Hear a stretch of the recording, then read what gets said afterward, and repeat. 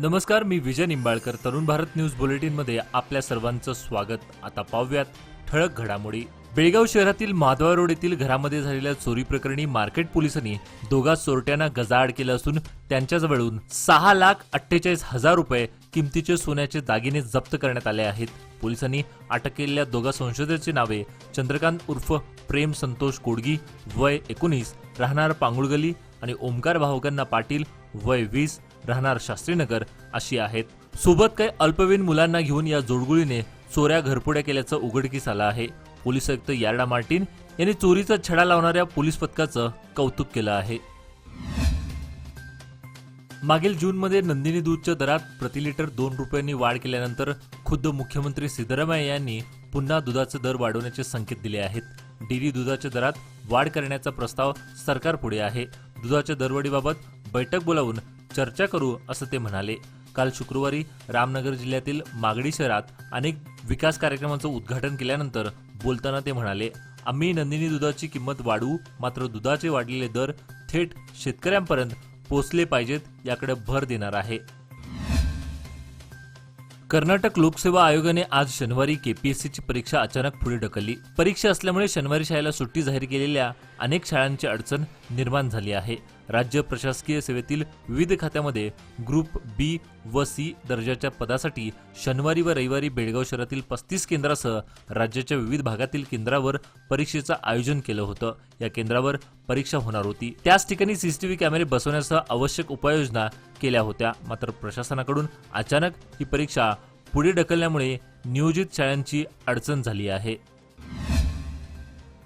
घरपट्टीवरील 5% सवलतीचा आज शनिवारी अखेरचा दिवस होता. शनिवारी महानगरपालिकेच्या कार्यालयात सुट्टी असली तरी चलन घेऊन बेळगाव वन केंद्रात जाऊन घरपट्टी भरण्यात आली आहे.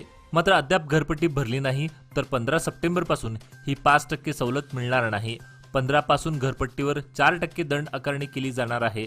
नंतर पुढील प्रत्येक महिन्यात दंडाची रक्कम 2% वाढत जाणार आहे.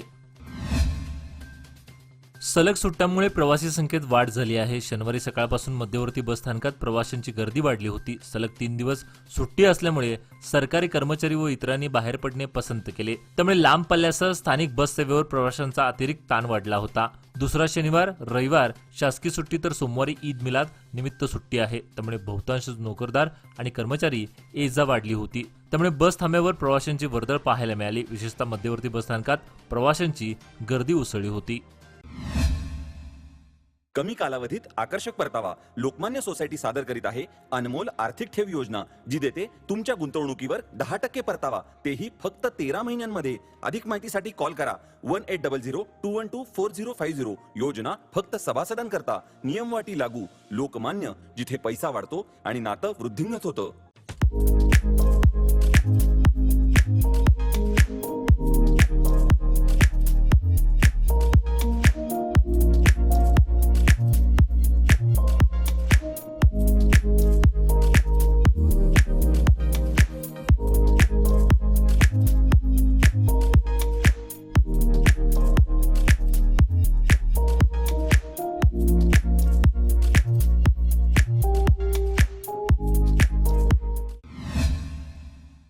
नंदगड चुंचवाड येथील शेतवडीतील भात व ऊस पिकाचं हत्तीच्या कळपांकडून रात्रीच्या वेळी नुकसान करण्यात येत आहे. भात पिकांचे खाऊन कमी तर त्यापेक्षा तुडून नुकसान करण्यात आलं आहे. तर उभ्या ऊसाचंही मोठ्या प्रमाणात नुकसान झालं आहे. चुंचवाड येथील शेतकरी नाना पाटील, दत्तात्रय पाटील, मारुती पाटील, कृष्णा बैलूरकर, उमेश बैलूरकर, चेतन बैलूरकर आदीसह अन्य काही शेतकऱ्यांच्या पिकांचं हत्तींकडून मोठ्या प्रमाणात नुकसान झालं आहे. वन खात्याच्या अधिकारी व कर्मचाऱ्यांनी हत्तीने केलेल्या नुकसानग्रस्त भागाची पाहणी केली आहे. शेतकऱ्यांना जास्तीत जास्त नुकसान भरपाई मिळावी अशी मागणी यावेळी करण्यात आली. न्यू कुडशेट रोड, शास्त्रीनगर, बेळगाव येथील विमल कॉम्प्लेक्स विमल फ्राईड संकुलन सभागृहात सालाबादप्रमाणे यावर्षी गणहोम, अर्थशीष पठण आणि महाप्रसाद कार्यक्रमाचं आयोजन करण्यात आलं होतं. विमल फाउंडेशन सेवाभावी संस्थेचे संस्थापक, अध्यक्ष आणि मराठा समाजाचे युवा नेते किरण जाधव यांच्या उपस्थितीत हा धार्मिक उपक्रम पार पडला.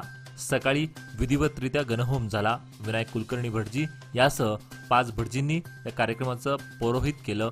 विशेष म्हणजे यजमान म्हणून सिंधी, मारवाडी, गुजराती, जैन, मराठा, पंजाबी, लिंगायत यासह अन्य धर्मातील 9 जोडपी गणहोम पूजेला बसली होती. आंतरराष्ट्रीय लोकशाही दिनानिमित्त आपल्या देशातील लोकशाही व संविधानाचे महत्त्व पटवून देण्यासाठी उद्या रविवार दिनांक 15 सप्टेंबर रोजी जिल्ह्यात 145 किलोमीटरची मानवी साखळी तयार करण्यात येणार आहे। या संदर्भात अधिकाऱ्यांनी मानवी साखळीच्या मार्गाची पाहणी केली। जिल्हाधिकारी मोहम्मद रोशन, जिल्हा पंचायत मुख्य कार्यकारी अधिकारी राहुल शिंदे, जिल्हा पोलीस प्रमुख डॉक्टर भीमाशंकर गुळेद आदीसह विविध खात्याच्या अधिकाऱ्यांनी मानवी साखळीसाठी निश्चित करण्यात आलेल्या मार्गाची पाहणी केली। कार्यक्रमाच्या यशस्वीतेसाठी तयारी करण्याची सूचना देण्यात आली। आरपीडी कॉलेजमध्ये शिक्षक दिन उत्साहात साजरा करण्यात आला। माजी राष्ट्रपती डॉक्टर सर्वपल्ली राधाकृष्णन यांच्या प्रतिमेचं पूजन प्राचार्य डॉक्टर अभय पाटील यांनी केले। यावेळी हिंदी विभाग प्रमुख प्राचार्य विजयकुमार पाटील, कन्नड विभाग प्रमुख डॉक्टर हरीश कोलकार, वाणिज्य विभाग प्रमुख डॉक्टर वैशाली हनमगौड उपस्थित होत्या। यंदा परिसरात पुरेसा पाऊस झाला आहे। नदीकाठ परिसरात सध्या गाव कापणीचे काम करण्यायोग्य स्थिती आहे। अनेक शेतकरी गवत कापणीचे काम देखील करत आहेत। अशावेळी नागलूर वेदगंगा नदीत मगरीचा वावर असल्याचे दिसून आलं आहे। पावसामुळे थांबलेली गवत कापणीचे काम करण्याची धडपड सुरू असताना मगरीचा वावर स्पष्ट झाल्याने शेतकरी वर्गात भीतीचं वातावरण पसरलं आहे। उज्ज्वल भविष्याच्या गुंतवणुकीची सुरुवात लोकमान्य सोसायटी सादर करीत आहे मान्सून ठेव योजना, जी देते तुमच्या गुंतवणुकीवर 10.25% परतावा, तेही फक्त 500 दिवसांमध्ये। अधिक माहितीसाठी कॉल करा 1800-212-4050। योजना फक्त सभासदांकरता, नियमवाटी लागू। लोकमान्य, जिथे पैसा वाढतो आणि नातं वृद्धिंगत होतं। बेळगाव येथील इस्कॉनच्या वतीने येत्या शुक्रवारी दिनांक 20 सप्टेंबर रोजी भगवद्गीता अभ्यास वर्ग सुरू होत आहे। हा अभ्यास वर्ग मराठी, कन्नड, हिंदी आणि इंग्लिश भाषेमध्ये घेण्यात येणार आहे, ज्यामध्ये भगवद्गीतेमधील 5 अध्यायाविषयी विवेचन करण्यात येणार आहे। सुखी जीवनाचा शोध आणि मनुष्य जीवनाचं महत्त्व, भगवान कोण आहेत, आत्मा काय आहे, पुनर्जन्माचं रहस्य, चांगल्या लोकांचं जीवनामध्ये वाईट घटना का घडतात, व्यावहारिक जीवनामध्ये भगवद्गीतेचा उपयोग आपण आपल्या जीवनात कसा करून घेऊ शकतो, अशा प्रकारे 7 दिवसाच्या या सत्रात दररोज 7:30 ते 8:30 या वेळेत भगवद्गीतेबद्दल प्रवचन, स्लाइड शो, प्रेझेंटेशन, व्हिडिओ, प्रश्न उत्तर, महाप्रसाद दिले जाणार आहे।